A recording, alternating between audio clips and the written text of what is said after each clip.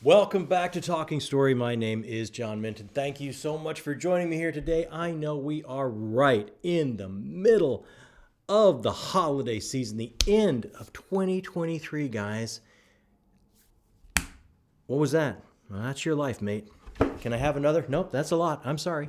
It goes that fast. I cannot believe what a blur this past year has been, especially after I joined BookTube and I've had so many amazing reads that you guys have recommended to me. It's absolutely just a blur. But I have finished my road trip that I took to New Orleans, and that was quite the drive. It was a lightning quick trip. I was there, I was back. But the best part of being in the car that long is I got an audiobook under my belt, which we'll get to soon. Let's go over what we did last week on the channel. It was a big week here. Wow, what a big week we had. We actually had an interview go up with Jonathan Mayberry, New York Times best-selling author, 5-time Bram Stoker Award winner, and it was just so cool. I've been reading this guy for decades. I don't know how long the Ledger series has been going on, but I think I started there and then no. I started with the Pine Deep trilogy and then went into the Ledger series. So it's been a while, and to have someone be that open and that genuine and that candid with his answers and just giving of his time and funny and just a blast to talk to. If you have read him before, I absolutely think you should check out the interview if you haven't yet. If you've never read Jonathan Mayberry before, he's maybe someone you could discover if you check out that interview. What a life the guy has had. It was like that moment in Jaws where, Quint's showing off all the scars and, the other guy's like, I got a broken heart. But so, he's been into martial arts his entire life. He's worked as a bodyguard for, as he said, they would call him in when there was a legitimate stalker threat for celebrities. And he was going over all the different scars of what he has had happen. And this guy has lived a life, and he brings all that to the page. All that experience is on the page. So if you have not checked out that interview, really, if you have a chance, check it out. After that, we were out of time. I took as much time as I could to get my top 10 fantasy series video out after joining BookTube, because I have been away from reading for so long. I had so much to catch up on. I had not even heard of Joe Abercrombie or Brandon Sanderson, the Human Storymatic 3000. I had no idea who these people were, so I did not want to put my top 10 best out there when I haven't read any of these people. And I still was trying to get every second before I put this out, because I still haven't read Greenbone Saga and Dandelion Dynasty and the rest of the First Law Universe books. And I'm so far behind. But the best part about that is that I have so much great stuff to look forward to. Malazan, Realm of the Elderlings, all these things are going to be completely new for me, just like catching up with the Cosmere is, and the first trilogy in the First Law universe was this year, and the Warlord Chronicles. And I took as much time as I could, but I ran out of time, guys. I couldn't stall anymore. So this week we put out our top 10 fantasy series here at Talking Story. I'm sure it's going to be drastically changing as 2024 barrels down on us and we keep up reading at this pace here on YouTube. So keep checking us out. It's going to morph and change and go through all kinds of iterations as we go forward, and I want you to be there for every step of the way. Other than that, what did I get up to this week, guys? Like I said, I have saved the last couple weeks of 2023 to continue the Cosmere catch-up back to Stormlight.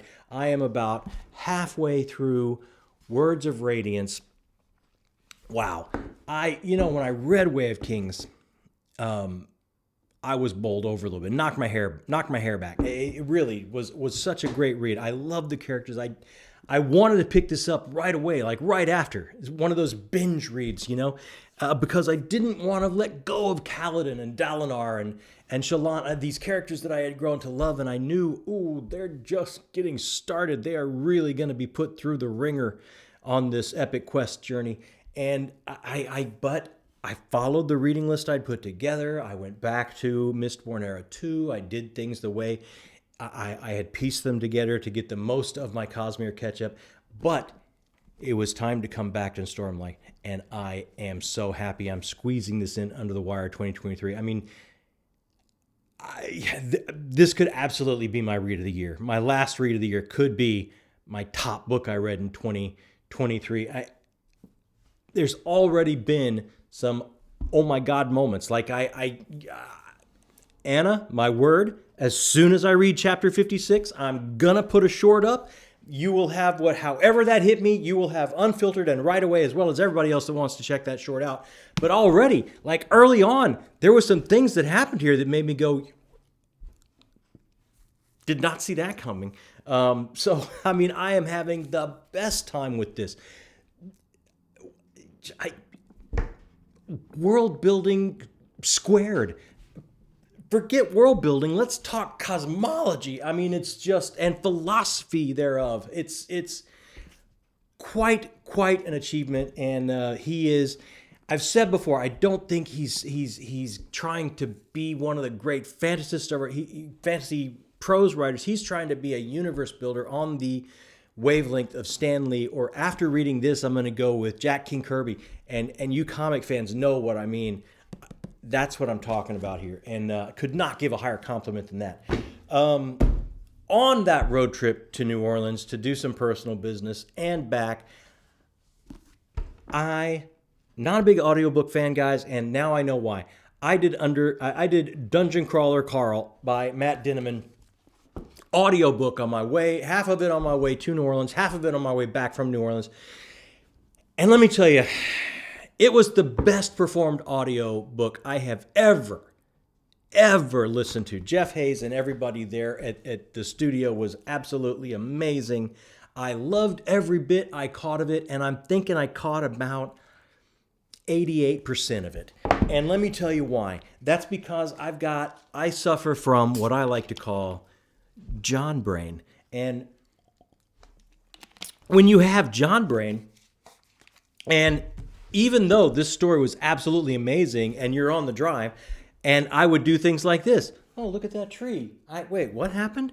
And it wouldn't even have to be, is that a cop? Oh, geez, better slow down. Wait, what were they saying?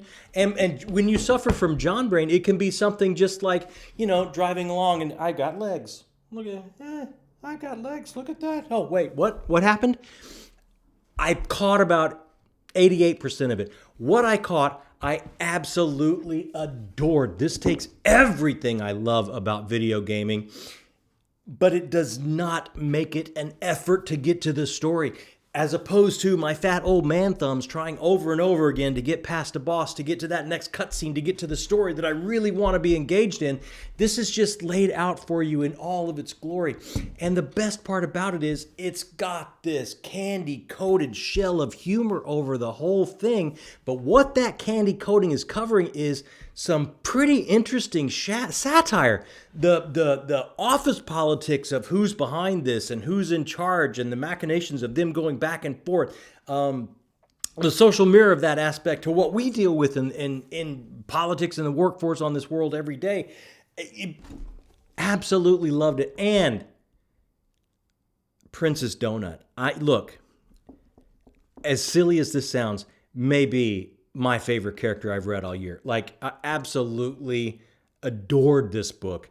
Wish I would have read it so I could have caught every single bit of it. But the performances were outstanding on audio. It's just, I got John brain. I don't know what else to tell you. I was going to do this one all the way there and then actually do a different one back, but I was missing so much. Listening as opposed to reading, I just decided I don't want to do that to Christopher Buehlman. I don't want to do Black Tongue Thief, listening and missing parts of it. But adored this. 5 stars. If you have not started this, if you're a video gamer at all, if you like humor at all, if you like satire at all, if you like world building at all, it's got everything such a great package. I absolutely am ordering book 2 immediately, and I can't wait to continue. Could not be more happy with that experience. So that's it for me. The rest of the year probably is going to be taken up reading wise, wrapping up with Words of Radiance by Brandon Sanderson. Now, my plan is when I get this wrapped up, I'll have 2 or 3 days left of the month, and I'm going to go straight into one of my most anticipated reads of 2024, Glass Box by J. Michael Straczynski, because Blackstone Publishing and NetGalley has been so kind to get me an e-arc, and I have that all dialed in, ready on my iPad, ready to go.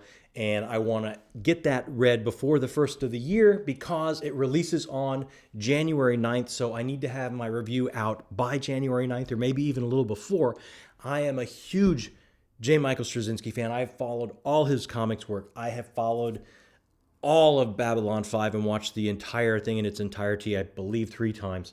So I cannot wait to see what he does here.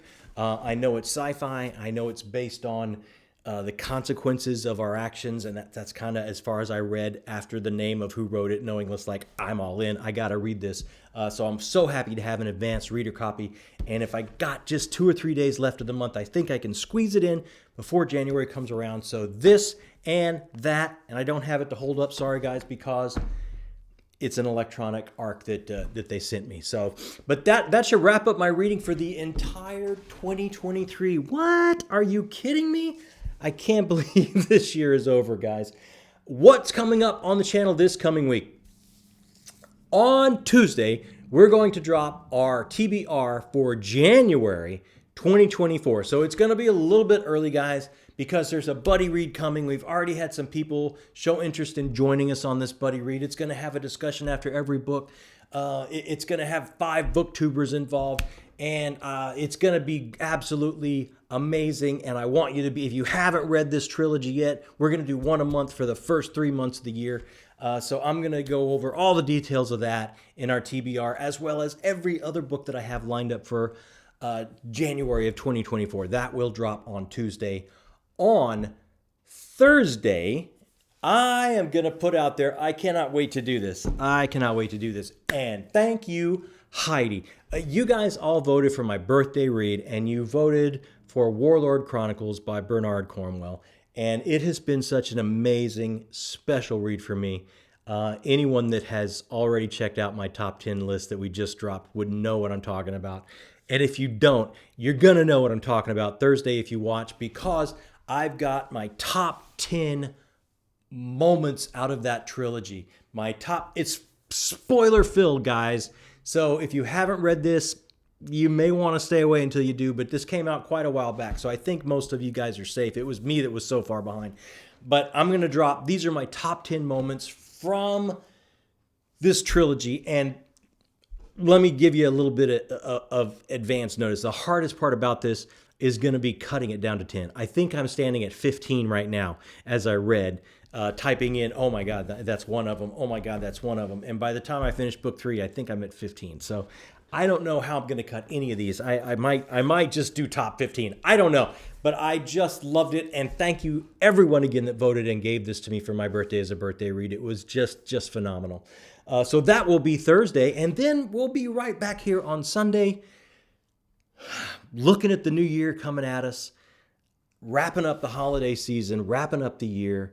And it's that time that we look back and we reflect on what happened. And I cannot look back on 2023 without thinking that May 15th, we threw our first video out and launched this channel, Talking Story, me and my son Jacob. And what a ride. It has enriched my life, not only working with my son, which has been phenomenal, and has enriched my life every chance I get to spend time with him. But on top of that, to meet all of you guys that have come by the channel and left comments.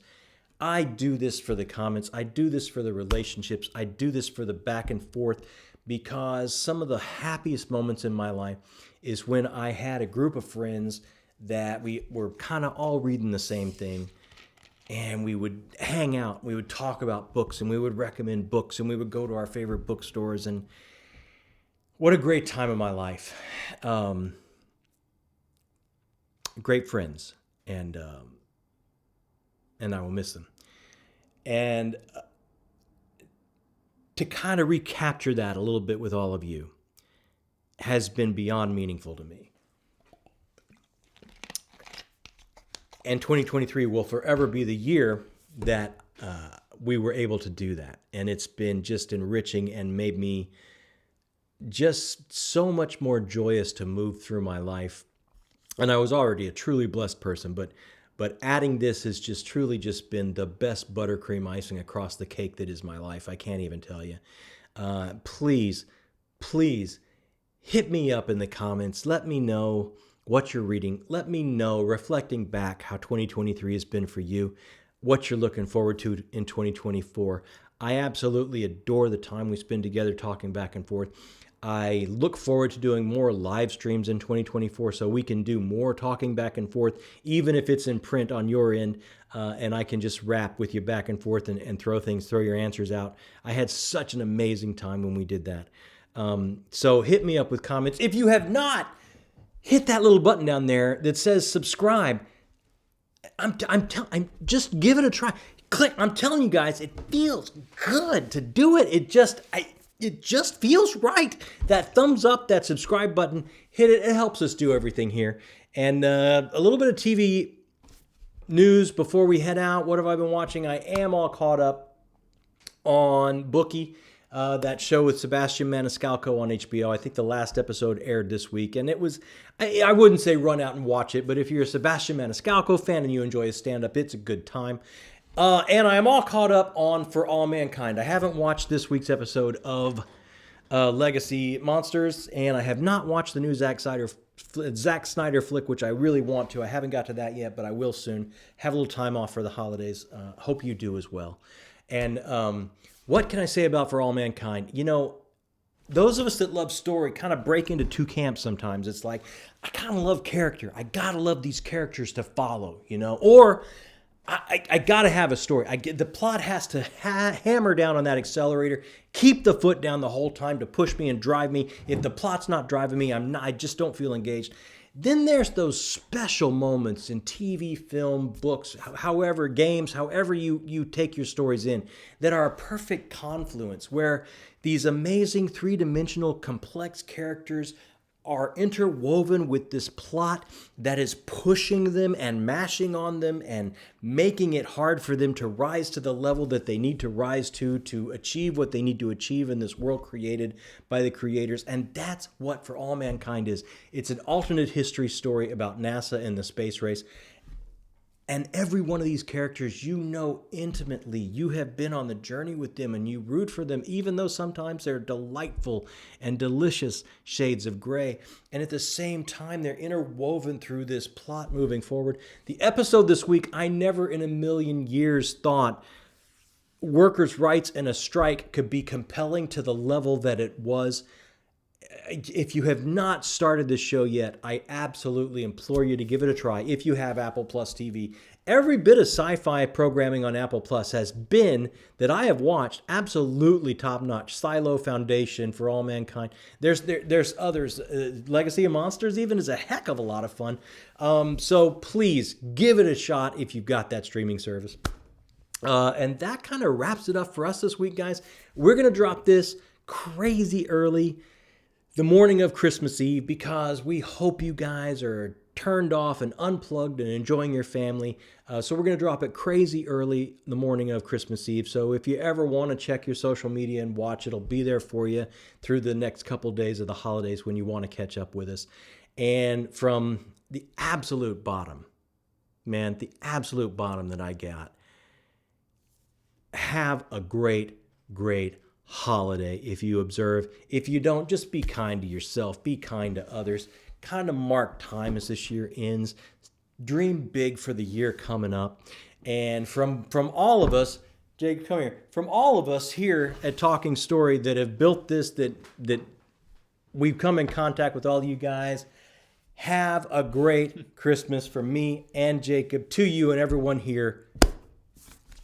the best holiday season you can have. Thanks so much. My name is John Minton, and this has been Talking Story. I only left because I have to end the recording. Yeah, I figured.